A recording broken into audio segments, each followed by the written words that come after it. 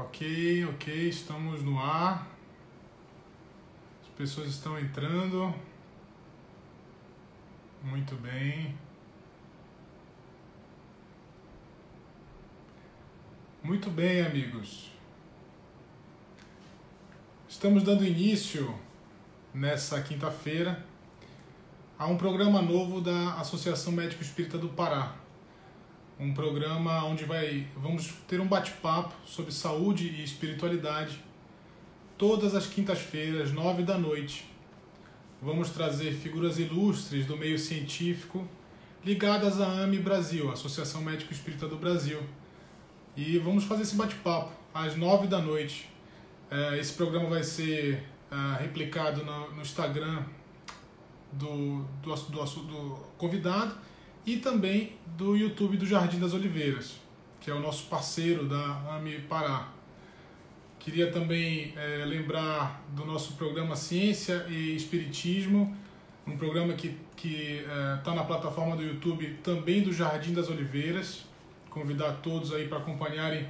São temas curtos, de 5 a 8 minutos, com material aí que liga fatos científicos, conteúdos científicos com a espiritualidade, com o espiritismo, sobre o enfoque, sobre a ótica espírita, né? Muito bem. Hoje a gente vai conversar com o Dr. Alberto Almeida. Não é nossa prata da casa, é o nosso ouro da casa. Dr. Alberto Almeida é médico clínico geral e homeopata. Atua com terapia transpessoal, terapia regressiva a vidas passadas, vivências passadas, constelação familiar, dinâmica energética do psiquismo. Ele é diretor da Associação Médico Espírita do Pará e da instituição Jardim das Oliveiras. Hoje o Dr. Alberto vai levar o tema com a gente. Vamos conversar sobre regressão de memória à infância e ao útero. Então, vamos aguardar aqui a entrada do Dr. Alberto para que a gente possa começar. Acho que ele já está.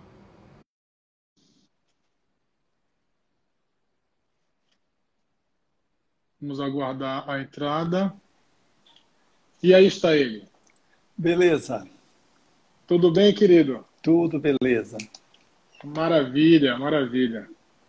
Vamos conversar hoje sobre regressão de memória à infância e ao útero, correto? É verdade, é verdade.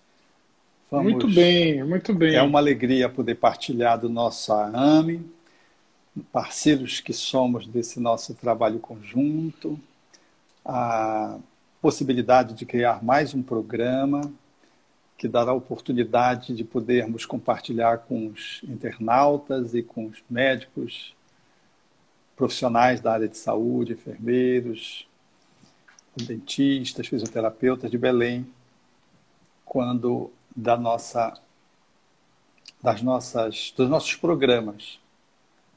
dos nossos programas. Então, é uma alegria imensa, porque esse é um programa inaugural, né, Fábio? Isso, é um programa inaugural e é uma festa para nós que somos os profissionais da área de saúde, que atuamos na atividade da AME. É que eu não desliguei aqui o telefone, aqui já deu a primeira tocada. Então, se os internautas perceberem um lusco-fusco, faz parte do incremento, porque vem por todas as redes, inclusive aquelas que a notificação não tirou. Muito bem, estamos juntos.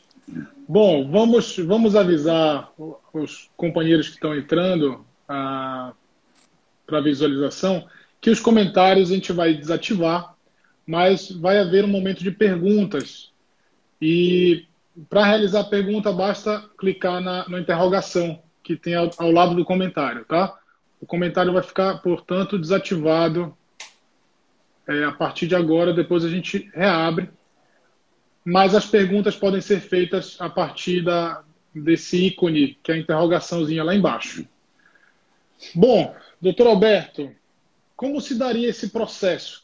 O que o senhor pode trazer para nós sobre regressão à infância e até o período uterino, até a cavidade uterina?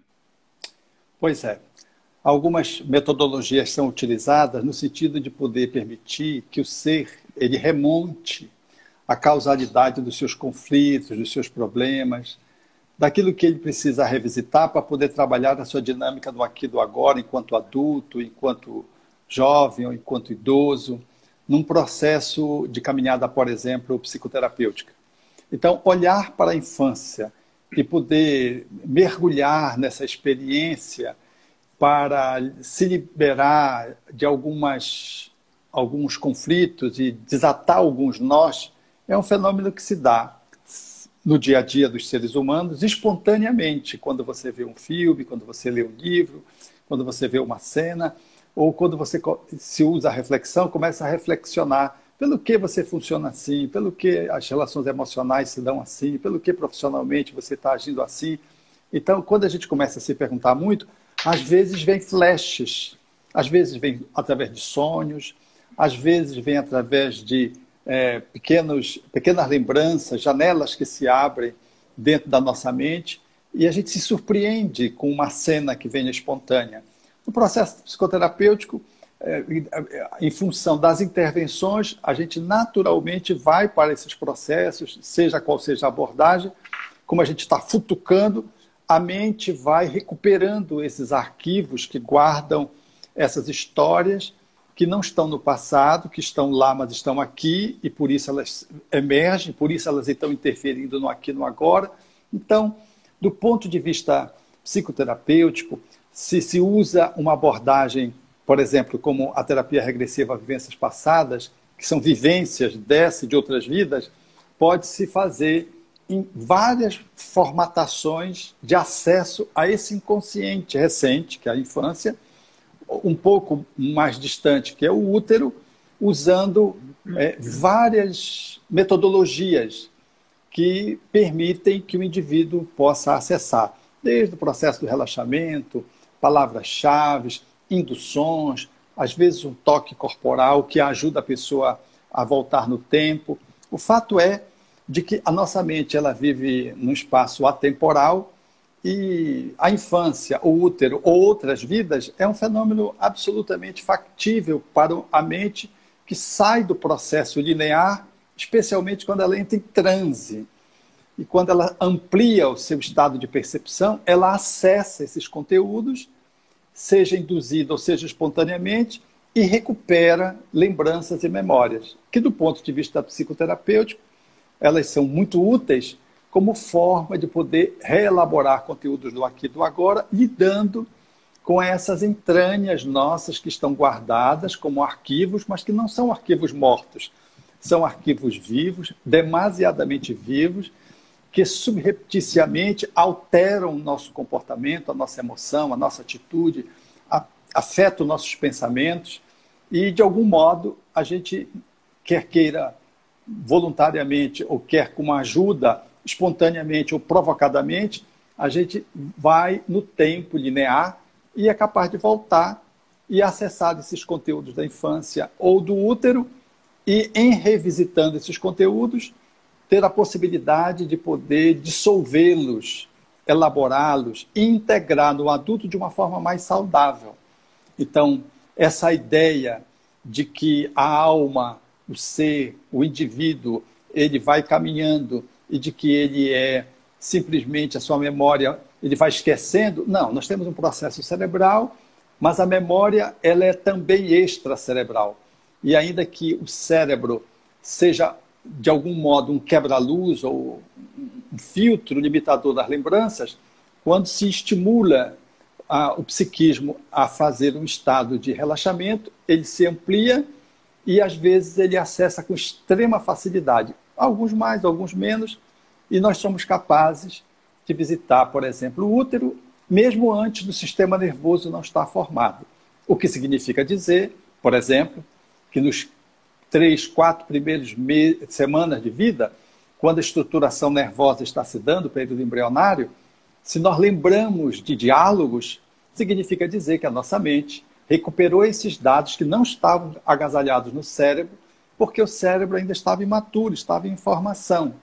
Essa perspectiva de análise, ela nos dá ensejo para compreender, na perspectiva do conhecimento da transpessoalidade e do espiritismo, de que a memória ela tem uma dimensão extracerebral. E ao visitar esse início do nosso processo de vida dentro do útero, nós somos capazes de recuperar dados, linkar com aqui e agora e poder fazer valer transformações no hoje. E mudanças, às vezes, muito radicais, porque às vezes a gente está num caminho e não sabe onde é que está a trava, onde é que a gente se perdeu da gente mesmo, ou o que é que nos amarra, o que é que nos prende. E quando a gente faz um mergulho desse, orientado pelo profissional, da área da psicologia, da psicanálise, da psicoterapia de um modo geral, um terapeuta, nós somos capazes de fazer essa viagem para dentro, essa imersão, e poder recuperar esses elementos e, na imersão, fazer uma reestruturação no aqui, no agora, e integrarmos aquela encrenca agora na forma de um aprendizado e seguirmos de uma forma tranquila, de uma forma suave, de uma forma serena, de uma forma boa. Eu vou dar um exemplo só para que a gente possa entender bem como é que se dá essa dinâmica. Eu lembro de uma pessoa que nós estávamos trabalhando um quadro de enxaqueca e, dentre as vivências em que essa pessoa pôde submergir, teve uma que estava relacionada ao útero. Ela viveu experiências do passado, existências anteriores dessa existência. A dessa existência foi muito curiosa, muito significativa, porque quando ela saiu da sessão, ela saiu com uma dúvida, porque quando a gente lembra de outras vidas, a gente tem dificuldade, às vezes, de confirmar se aquilo foi um fato, se aquilo foi existiu, se foi uma fantasia, se foi um delírio, se foi, enfim, o que é que foi, uma alucinação. Levanta-se muitas hipóteses, mas, às vezes, é possível fazer checagem, e quando é dessa vida, é possível, muitas vezes, fazer checagem. Foi o que aconteceu com essa paciente que viveu essa imersão. E ela via o pai suscitando para a mãe o abortamento, sugeriu o abortamento. Ela descreve a cena, eu fiz algumas perguntas em nível de detalhe para que ela pudesse registrar bem a cena. Ela registrou, nós fizemos o trabalho relacionado àquela memória, e ela, tudo bem, encerrou-se aquela sessão. Na outra ela chegou e disse-me assim: você sabe, eu fiquei muito curiosa com o que eu vivi da outra vez. Eu digo, pelo quê? Ela disse, porque eu vi o meu pai de bigode, e o meu pai não usa bigode. Então, eu fui com a minha mãe saber, primeiro, se o meu pai tinha proposto o aborto, porque ele fez a proposição do aborto, ele era viajante, caixeiro viajante, e a mãe segurou firme, disse, jamais, a minha filha não se aborta, porque era uma família numerosa, ela era a última de uma família numerosa. Então, ela disse, eu fui conversar com a mamãe, e a mamãe disse que, de fato, ele levantou essa hipótese, e ela, então, reproduziu mais ou menos o diálogo que ela tinha vivido. Então, ela perguntou, mas mamãe, eu vi o papai de bigode.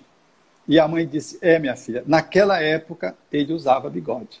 Você veja a autenticidade, o fato que, se ela não podia confirmar aquelas experiências regressivas de outras vidas, dessa vida, ela pôde fazer essa checagem, e uma checagem que ela não tinha lembrança do pai com bigode, nem de foto, nem por foto, nem de que ela também tinha sido rejeitada nesse processo inicial, porque a manifestação do pai funcionou como uma rejeição, e isso interferiu psiquicamente nela, que já reencarnou, trazendo matrizes relacionadas à enxaqueca, e aquele fato, não foi o fato determinante da enxaqueca, mas foi aquele que contribuiu nessa vida, se somou nessa vida, sinergicamente, congruentemente, para a disfuncionalidade cerebral e as enxaquecas que ela naquele momento estava tratando. Então, vejam, uma experiência intrauterina, no início da gestação, porque o pai descobriu que a menstruação não tinha chegado e ele estava de viagem. Quando ele chegou, a mãe fez essa comunicação, era o início da gestação, daí também a proposição do aborto, porque eles não tinham práticas abortivas como estilo de comportamento de casal, e fez essa proposição por conta da família numerosa. A firmeza da mãe e esse registro sui generis, que funcionou como sendo um detalhe que a intrigou, questionando se aquilo era regressão mesmo, se era fantasia, porque existe também, e ela nos trouxe isso que para ela e para mim foi uma pérola, mostrando como é que a nossa mente é capaz de ser afetada por um diálogo, e um diálogo no qual aquele que a rejeitava não era a mãe, era o pai, e como isso interferiu no psiquismo. Ela provavelmente com o cérebro em formação, mas a alma preexiste o cérebro. E é essa leitura que o Espiritismo faz com concretude. O cérebro é uma consequência do psiquismo do espírito. Ele é modelado a partir da estruturação perispiritual. Então, a estrutura cerebral ela é efeito e não é causa da mente. Porque numa visão materialista, ateísta, o cérebro é que gera o pensamento, gera a emoção. Então, o olhar da neurociência centrada no materialismo traz essa visão. Mas esse caso, por exemplo, que eu estou citando, a exemplo de outros tantos, dá-nos a perceber claramente de que é o espírito, com seu psiquismo, o seu perispírito, que modela o cérebro. E o cérebro passa a interferir no espírito, num processo de circuito de retroalimentação. E aí está um exemplo de memória extracerebral dentro do útero, que vinha nessa paciente se confirmar as outras regressões que ela já tinha feito para outras existências e de que, de fato, ela estava vivendo ou revivendo experiências que ficaram traumáticas e que ela estava reelaborando num processo terapêutico através da regressão de memória. Então, Roberto, você sabe que essa história me lembrou uma experiência que eu tive com uma colega nossa, num processo de regressão terapêutico, e ela apresentava um conflito de relacionamentos. Toda vez que ela ia engrenar um relacionamento amoroso com algum parceiro, de alguma forma ela sentia que algo não estava bem e que havia uma rejeição que muitas vezes não havia do parceiro e acabava aquilo gerando um conflito e o relacionamento se dava por fim. E no processo regressivo, a nossa ideia de ir buscar numa vida passada se levou-nos ao útero. E ela percebeu, durante a regressão, ainda como um bebê em formação no útero, a experiência também de que o pai gostaria que ela abortasse, a mãe foi contra o aborto, era contra o aborto, e o pai abandonou a família recém-formada. E esse abandono, apesar da mãe não passar para a criança e não passar para ela, esse abandono ficou aí no psiquismo dela, ainda como num período intrauterino, e isso levou aí talvez foi um dos reflexos que ela teve nesse processo de conflitos amorosos, que foi desatado nesse processo regressivo. Então, faz muito sentido, né? Faz muito sentido essa nossa vivência que o próprio Espiritismo nos dá, de que o cérebro não é subproduto, não é uma excreção da mente, né? A mente é uma instância acima do cérebro. Então, vivências, por exemplo, intrauterinas do bebê podem ser realmente arquivadas e gerar, inclusive, fatos concisos assim, durante a vida da pessoa, né? Efetivamente, muitas situações se dão dessa ordem. Eu posso lembrar de uma ocorrência nessa mesma direção, de um relacionamento amoroso de uma jovem que sufocava os seus parceiros com receio de perdê-los. E é natural que os parceiros não conseguiam sobreviver uma dinâmica de sufocação, porque ela tinha marcava de uma forma tão intensa a presença e exigia tanto a presença dos parceiros que os parceiros não conseguiam manter-se na relação. E a experiência que resultou no processo terapêutico demorado e que culminou com uma regressão para o útero foi exatamente a experiência dela ter sido abortada pela mãe. Ela foi abortada pela mãe 2 vezes.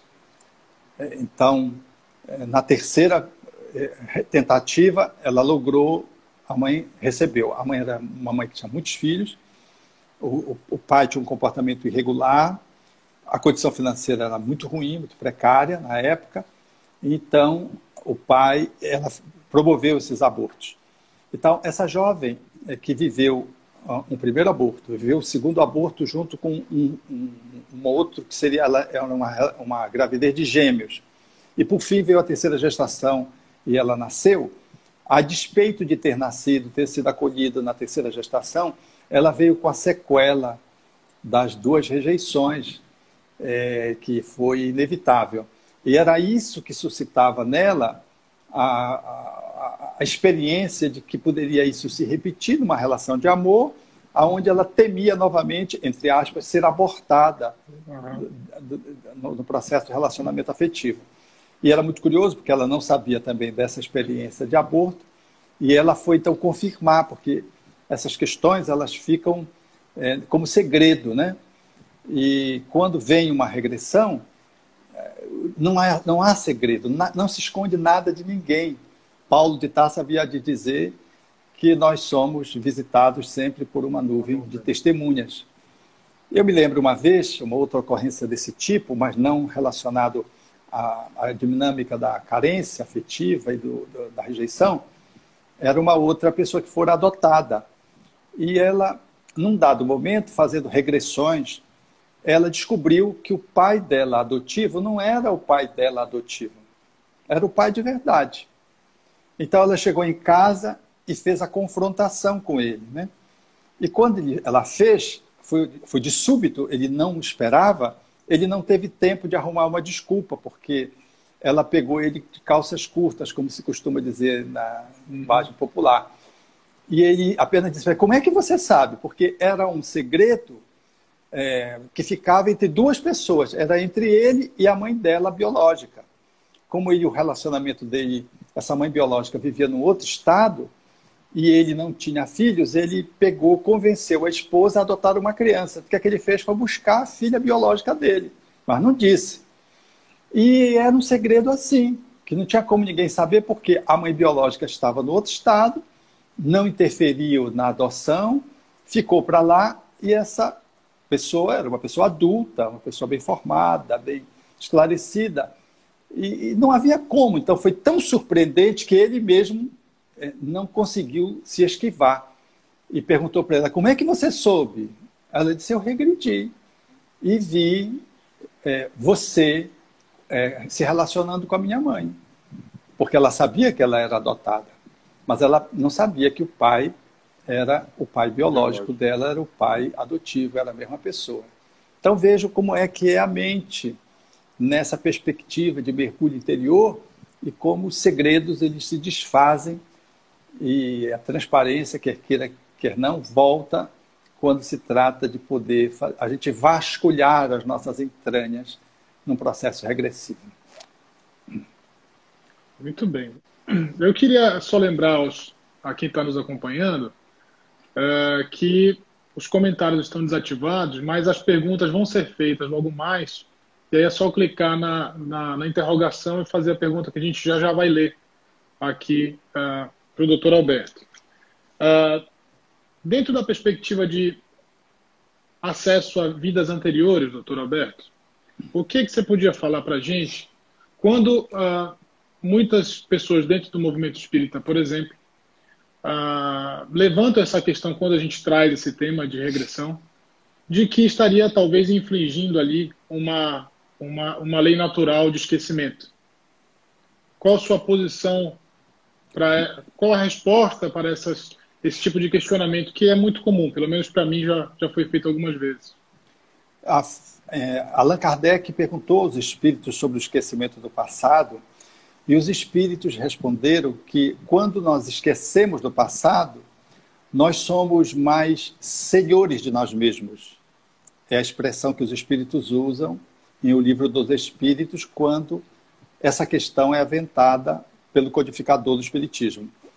E depois se desdobra em outras questões, e Kardec discorre sobre ela em O Evangelho segundo o Espiritismo, mostrando a bênção que é o esquecimento. O esquecimento é um fenômeno absolutamente natural, porque a nossa cerebração, a despeito de se compor de neurônios altamente sensíveis, são as células mais sensíveis do corpo, elas são muito grosseiras do ponto de vista da nossa realidade metafísica, do nosso corpo espiritual. Então, o cérebro, ele é, por assim dizer, um quebra-luz, um filtro para as nossas lembranças. Então, quando nós vamos reencarnar, nós sofremos uma miniaturização. O nosso corpo perispiritual sofre uma miniaturização, uma condensação, e começa, a partir da fecundação, o processo reencarnatório. Nessa interação com o cérebro que vai se formando, a memória, portanto, cede. Então, é um fenômeno absolutamente natural. E ela vai cedendo à proporção que o cérebro vai amadurecendo, o que faz com que muitas crianças tenham muito acesso às lembranças de vidas anteriores mais facilmente, e depois vão se apagando à medida que a reencarnação vai se consolidando até 7 anos, conforme a expressão de Emmanuel. Então, tudo que o Espiritismo diz nesse ponto é absolutamente condizente com a lei natural e é coerente. A terapia de regressão de memória não é simplesmente uma invasão intrusa no inconsciente, uma excursão de curiosidade. Aliás, a maioria das pessoas que querem regredir, elas querem fazê-lo para ver quem importante elas foram. E as pessoas importantes, sábias, se ela foi um faraó, um príncipe, um rei, uma rainha, são pessoas muito pequenas, do ponto de vista numérico, na história. Então, claro, Pitágoras, quando vai falar das suas regressões, só tem uma que é importante, as outras todas são simples. E era Pitágoras. Então, nós não temos reencarnações fulgurantes. E as pessoas, por orgulho, querem ir no passado saber quem importante elas foram. Nem que seja para jogar pedra no Cristo. Para dizer, não, eu estive lá, eu fui contemporânea de Jesus. Então, essas fantasias, resultado da vaidade e do orgulho, levam as pessoas a tentar buscar a regressão de memória indebitamente. E um profissional adequado, competente, ético, ele naturalmente contraindica essa intervenção.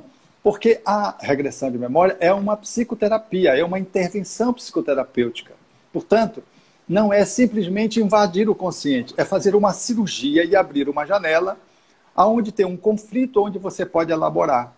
Naturalmente, isso já acontece. Às vezes a pessoa tem um conflito, sem psicoterapia nenhuma, ela sonha e o conflito se resolve. Ela ou tem uma lembrança espontânea e o conflito, como que ali, se aclara num processo espontâneo. E os espíritos dizem isso a Kardec também. Então, no processo psicoterapêutico, o profissional faz uma indução, ampliando o estado de consciência mental do indivíduo, e ele vai naquele ponto, naquela zona de conflito, e traz daquela zona de conflito a problemática que está relacionada ao aqui ou agora, e faz com que, nessa medida, ele possa, então, elaborar o hoje, o presente. Eu quero dizer também claramente isso, porque quando a gente pensa, a gente vai para o passado, mexer no passado, a gente não vai mexer no passado, a gente vai mexer no presente. O tempo linear é o passado, mas o que a gente vai trabalhar é o que está hoje, aqui, me impedindo de viver o presente. A terapia regressiva, portanto, é a arte de poder fazer uma intervenção para trabalhar o presente que está sendo afetado por um conteúdo do passado, na visão do tempo linear, que está hoje também presente. Então, é como se você estivesse trabalhando aqui agora mesmo, e eu trabalhando aqui agora. Naturalmente que o Espiritismo não é contra uma abordagem dessa, porque é uma abordagem da ciência acadêmica que se confirma pelos seus resultados. E não é uma terapia espírita porque é uma terapia acadêmica.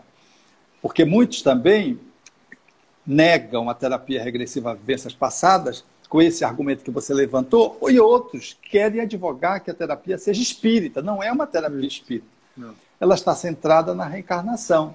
Então, nós temos que nos afastar, considerando esses dois arrazoados, essas duas argumentações distintas. É uma abordagem psicoterapêutica da ciência e o Espiritismo caminha com a ciência.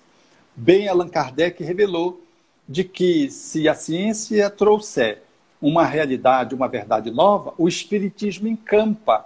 E de que, por isso mesmo, o Espiritismo é uma doutrina, enquanto ciência, filosofia e moral, religião, ele é progressivo, porque ele se revê, ao ponto de Kardec ainda dizer Se um dia a ciência demonstrar que o espiritismo está equivocado em algum ponto qualquer, o espiritismo abre mão daquele ponto e fica com a ciência. Porque a proposta é seguir com a verdade, porque é a verdade que nos liberta na fala de Jesus. Então, a terapia regressiva, vivências passadas, ela é congruente com o espiritismo enquanto um processo acadêmico no qual você interfere numa dinâmica que a pessoa está apresentando para beneficiá-lo com a saúde, às vezes até com um benefício de cura. Do mesmo jeito que um cirurgião mexe no corpo para trabalhar uma encrenca de um tumor, por exemplo, que vem do passado, por uma encrenca do passado, que emerge no presente, através do corpo perispiritual, de uma forma assustadora com uma tumoração maligna, e o bisturi do cirurgião é capaz de curar aquela pessoa, dando-lhe uma oportunidade de seguir adiante. Mas não está indo contra a lei da natureza, porque não emergiu o tumor ali. Não. Ou seja, a ciência são os braços de Deus, psicológica, a ciência médica, as ciências de um modo geral, para que nós possamos ter a compreensão da lei da natureza e podermos nos colocar dentro dela de uma forma coerente, consonante, congruente, para fazermos o nosso processo de aprendizado e evolução. Muito bem. E só um outro detalhe, doutor, a gente sabe que combatendo o contraponto daqueles que duvidam de um possível acesso à experiência de vidas passadas, eu queria mencionar rapidinho dois estudos que eu achei fantásticos. Um do Dr. Regis Ferreira, onde ele, durante os processos de regressão, mediu o cortisol e a adrenalina dos pacientes e viu que ali existia um fenômeno emocional realmente, não era uma criação, não era uma imaginação. Nessa mesma linha de pesquisa, o Dr. Júlio Pérez, de São Paulo, nosso colega da AME de São Paulo, e o Dr. Andrew Newberg, dos Estados Unidos, fizeram também um estudo, um mapeamento neurofuncional, os pacientes durante a regressão de memória, acessando áreas do córtex cerebral da memória, não de criação. Então, é mais um dado para quando não se consegue confirmar, obviamente, como no caso que a gente mencionou do útero, mas que você tem confirmação por essas outras vias. A gente tem várias perguntas aqui, muitas perguntas mesmo, vou tentar fazer algumas e conforme for, a gente tem que olhar o tempinho também. O Paulo Sérgio, ele pergunta: pode o indivíduo fazer autorregressão? Se sim, qual o perigo neste ato? Ele pode fazer autorregressão, mas eu não aconselharia. Há regressões feitas, por exemplo, induções através de fita cassete, de discos, de CDs, e a pessoa mergulha no seu passado. Por que eu não indico? Porque a pessoa precisaria ter muita maturidade para poder acessar o seu inconsciente e dar conta de si mesmo. A gente não dá conta nem do nosso aqui e agora, a gente tem dificuldade de lidar com aqui e agora. Então, como é que a gente vai lá para o passado, mexer com sombras de que a gente não domina, não tem, às vezes, uma estrutura egóica em dia para fazer essa imersão? Então, o ideal é ser acompanhado, ser guiado, ou seja, ter alguém que vai ajudar a pessoa a fazer a estruturação do processo tecnicamente. Então, eu não aconselho a regressão de memória, muito embora a auto-hipnose, que pode levar a algumas lembranças, e a pessoa pode fazer auto-hipnose, mas quando se trata de fazer um mergulho no inconsciente profundo, eu não recomendaria isso por conta de que a pessoa pode fazer o mergulho e depois não sabe fazer o manejo desse conteúdo e volta para a consciência de vigília com aqueles conteúdos atrapalhadamente. É de bom tom, às vezes a pessoa tem um sonho e fica meio atrapalhada, ela precisa às vezes de uma ajuda, porque o sonho foi muito esclarecedor, mas muito revolucionário, e ela fica querendo entender, e fica querendo juntar as peças. Eu estou falando do sonho regressivo, não estou falando dos outros tipos de sonho, que tem vários tipos de sonho, 7 tipos de sonho pelo menos. Eu estou falando desse sonho que é uma recuperação de uma memória passada. Então eu não aconselharia ninguém a fazer regressão de memória em grupo, seja induzido por alguém ou solitariamente fazendo uma imersão. salvo se a pessoa achar que ela dá conta de si mesma, e ela precisa ser uma pessoa muito madura para fazer isso, e num processo meditativo, e ela poderá fazer acesso a conteúdos variados do passado, mas aí ela está num caminho no qual ela pisa firme, e o seu psiquismo naturalmente vai lhe dar acesso a conteúdos e ela vai saber fazer o manejo de bom tom. Mas isso não é uma conduta habitual e comum. Temos uma pergunta aqui do Padre Jailson. Legal, Padre Jailson. Ele diz assim: como conciliar a espiritualidade com as crenças que carregamos desde a nossa infância? A nossa infância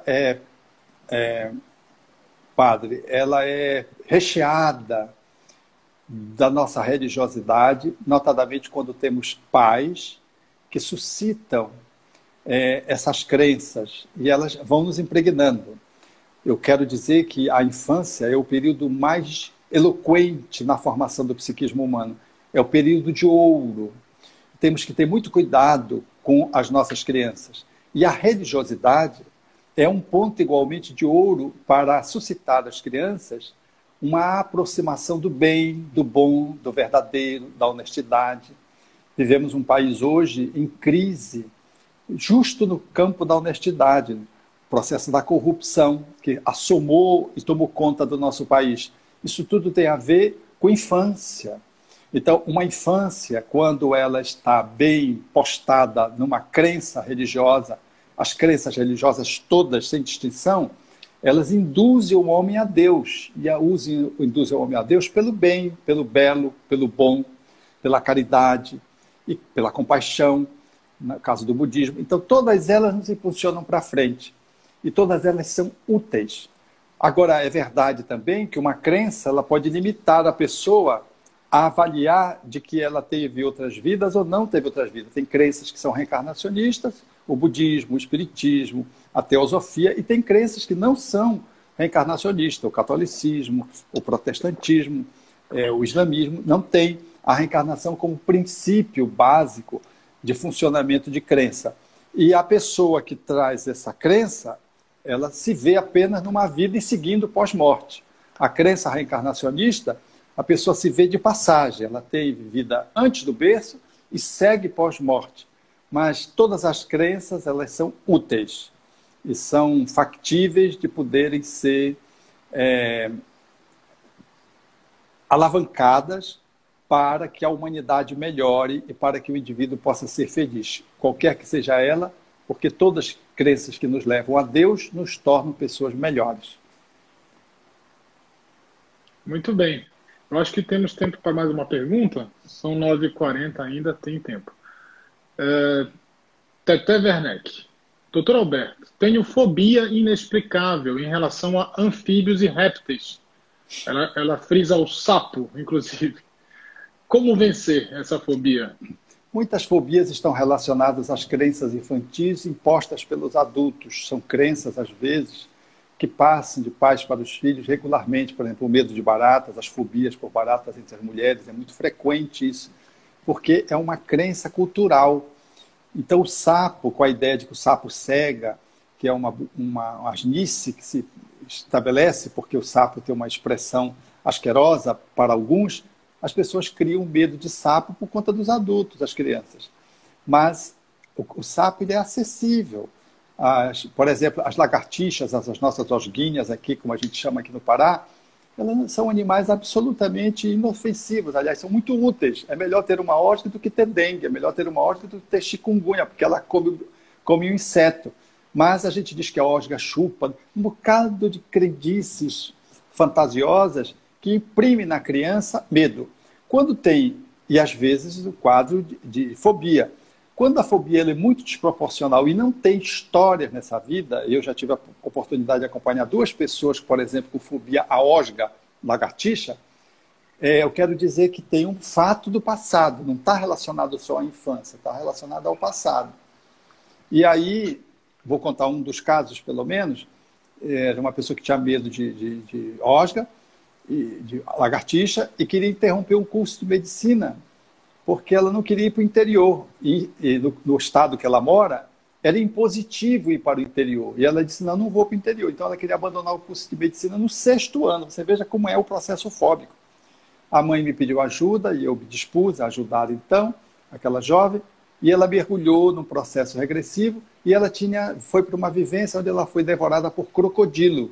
Então ela fez uma relação do crocodilo, mentalmente falando, com a osga, porque tem o mesmo design. Então, nós fazemos muito isso, nós relacionamos as coisas indiretamente que nos traumatizaram, de ambiente, de objetos, de circunstâncias, e ficamos com reações aversivas, alérgicas, fóbicas àquelas circunstâncias. Essa jovem curou com essa regressão. Foi uma única regressão e curou o medo de osga. Lógico que ela não passou a amar as osgas, mas deixou de ter a fobia, continuou o seu curso, depois que soube que foi alimentada por crocodilo. Não foi só a lembrança, porque eu quero também dizer isso. Não é só regredir e lembrar. É todo um processo terapêutico que se dá de reelaboração. Agora, muitas fobias infantis são resultado das nossas más conduções no processo educativo. Do mesmo jeito que o padre agora perguntou acerca das crenças, que são muito úteis, as crenças em Deus, também são muito inúteis ou prejudiciais as crenças limitantes, as avessas, o inverso, quando a gente mete medo nas crianças, assusta as crianças. Isso não é saudável. Vamos fazer mais uma perguntinha, doutor Alberto, que tem mais um tempo e é uma pergunta, penso eu, simples. Cris Varela diz assim, todas as pessoas conseguem passar por um processo de regressão? Quer dizer, todo mundo pode passar por um processo de regressão terapêutica? Milton Erickson foi um extraordinário hipnólogo que propôs uma hipnose terapêutica de amplo sucesso e vigente no mundo. Ele que atua nos Estados Unidos e logrou dar para o mundo essa abordagem extraordinária, dizia que ele precisava de tempo para hipnotizar uma pessoa que poderia demorar alguns minutos ou até 365 dias do ano. Ou seja, ele dizia que todo mundo era hipnotizável, só era uma questão de tempo. Então, eu quero, na minha experiência, eu noto que algumas pessoas têm muita facilidade de regredir e tem algumas que têm muita dificuldade de regredir, que precisa ter muita paciência e temos que usar muitas técnicas para contornar as suas defesas. Especialmente as pessoas muito racionais, elas, quando são tiranizadas pela própria razão, elas têm dificuldade de regredir. Mas as pessoas emocionais, intuitivas, sensitivas, médias, senestésicas, elas são amplamente favoráveis ao processo regressivo. Mas as pessoas racionais, elas são mais limitadas, elas precisariam de 365 dias. Tem pessoas que precisam de 1 minuto. Há pessoas que entram no meu espaço de trabalho, estão na sala de espera já em transe, porque ficaram sob a indução da sessão anterior. Já estão sentindo cólica, já estão sentindo náusea, já estão indo no banheiro, estão em semitranse. Mas tem outras que são meio herméticas, do ponto de vista da racionalidade, e que estão muito na defesa também, egóica, e essas têm que ter muita paciência para ajudá-las a que elas possam regredir. Muito bem, muito bem. Bom, nosso bate-papo está chegando ao fim. Queria que o senhor falasse para a gente do curso Cuidando da Criança Interior, do nosso amado Jardim. Estamos com a segunda turma aberta, não é isso? É verdade. Nós tivemos um trabalho composto por os internautas que estão nos ouvindo e vendo. Fizemos uma turma para trabalhar as encrencas da infância, com o nome de Cuidando da Sua Criança Interior. Ou seja, a criança interior é uma metáfora que fala da nossa história do útero, da primeira, da segunda infância, e que afeta o adulto positivamente, se a criança teve um bom berço, e negativamente, se a criança experimentou atrapalhação, lesões, mortificações. Então, nós fizemos a primeira turma, que se encerrou agora em junho, concluímos a primeira turma, um trabalho que é feito em equipe, nossa equipe do Jardim, que faz a infraestrutura, e o trabalho profissional é feito por mim, por Graça Almeida e por Lena Lopes, 2 psicólogas, e fazemos os 3 esse trabalho. é um trabalho online, eu quero dizer também que tem essa referência, e tivemos pessoas de vários lugares do país, até fora do país, fazendo, nos Estados Unidos, por exemplo, e essas pessoas fazem esse curso online, né? Consta de postagens de vídeos, depois a gente faz lives para trabalhar essas postagens, e sequenciadamente a essas lives, junto com elas, passamos tarefas para que as pessoas possam fazer essa imersão e cuidando da sua criança interior. Não é um trabalho de uma psicoterapia, é um processo de autoconhecimento, mas tem consequências psicoterapêuticas. E tem limites, e a gente sugere esses limites para a inscrição, para aqueles que se interessam ter acesso ao material de inscrição ou não, e lá tomam ciência disso. Eu quero dizer que esse trabalho é um trabalho extraordinário. Nós três, os profissionais, doamos os recursos, como você mencionou, para o Jardim das Oliveiras, integralmente para o Jardim das Oliveiras. A pessoa, além de se beneficiar, se trabalhando, se conhecendo, mexendo em algumas encrencas, resolvendo alguns conflitos, ela ajuda outras crianças, outras famílias, doando os recursos que nós doamos, os honorários, para o Jardim das Oliveiras integralmente. Todos que somos adultos, de algum modo, podemos visitar a nossa infância, a nossa criança interior, que às vezes está dourada, porque foi uma infância maravilhosa, feliz. Eu imagino alguém que tenha tido pai e mãe que sobraram, irmãos extraordinários, conforto, alegria, amor, afeto. E essas pessoas, naturalmente, têm uma criança dourada, uma criança maravilha dentro de si, e são adultos fantásticos. Mas isso não é a regra, isso é a exceção.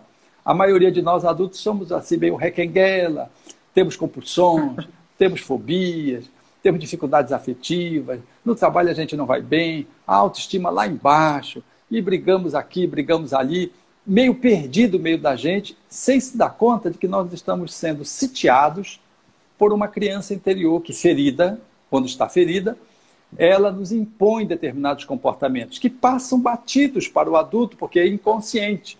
O adulto não se dá conta de que ele come demais por conta da criança interior, de que a reação que ele tem afetivo, sexual a alguém é em função de uma violência que ele sofreu, por exemplo, na infância, uma violência de natureza sexual, uma abordagem libidinosa, por exemplo, por parte de um adulto, de um afeto, de que muitas vezes nós trazemos alguns comportamentos agressivos em função da agressividade que fomos vítimas quando éramos crianças, numa educação mortificadora, violenta, ou de alguém que sofria uma dependência de substâncias, por exemplo, e nos gerou uma série de descompensações emocionais enquanto criança. E essa criança passou, ferida, a dominar-nos enquanto adultos, enquanto jovens ou enquanto idosos, porque a idade vai seguindo e a criança está lá dentro. Às vezes temos idosos que funcionam dominados ainda por uma criança interior com comportamentos psicológicos imaturos. Então eu queria aproveitar essa oportunidade e convidar aqueles que tiverem interesse em participar da segunda turma. As inscrições estão abertas até agora o início de julho. Basta você entrar ou no meu Instagram, no curso, e ali você entra, tem um íconezinho curso, e aí você entra ali e se cadastra. E imediatamente você vai receber uma correspondência explicando o curso, as condições, o programa, e aí você se inscreve ou não. Ou então, você vai para o endereço direto que é jardimdasoliveiras.net/curso. Ali você vai direto e lá está o programa e você pode ver o programa, analisar e tudo, avaliar custo e tudo, as datas, como é que vai ser, e ali você se inscreve ou não. Se você for inscrito, seja bem-vindo à segunda turma, que vai começar agora em julho. Não perca a oportunidade durante 5 meses de fazer uma imersão para cuidar de você. Chama-se isso de auto-amor. A gente fala tanto em autoestima, mas ninguém faz nada para ter autoestima. Isso é um mergulho interno para atualizar o seu autovalor, o seu autoconceito, a sua autoestima e se tornar uma pessoa melhor na família, no trabalho, na religião, na via pública. Então eu espero que os internautas que estão hoje participando dessa live, que tiverem interesse, estão convidados a estarem conosco. Muito bem, muito obrigado, doutor Alberto, muito obrigado a todos que nos acompanharam. Lembrando que esse bate-papo sobre saúde e espiritualidade vai acontecer toda semana, nos próximos 2 meses, às 9 horas. Então a gente vai ter a comunicação tanto no meu Instagram como no Instagram do próprio Dr. Alberto sobre os próximos eventos. No caso próximo, que a gente vai conversar com o Dr. Sérgio Lopes, o psiquiatra do Rio Grande do Sul, ele vai trazer reflexões sobre a nossa casa mental. Imagino que seja um tema maravilhoso para ser abordado e todos estarão convidados quinta-feira que vem às 9 horas. E mais uma vez eu deixo a lembrança do nosso programa Ciência e Espiritismo no Instagram, perdão, no YouTube do Jardim das Oliveiras. Tem o ícone lá na playlist Ciência e Espiritismo, com conteúdos inclusive sobre o que a gente conversou hoje. Doutor Alberto, mais uma vez, muito obrigado. Quero lhe desejar muita paz, muita saúde a todos que estão nos assistindo e até a próxima. Congratulações. Obrigado.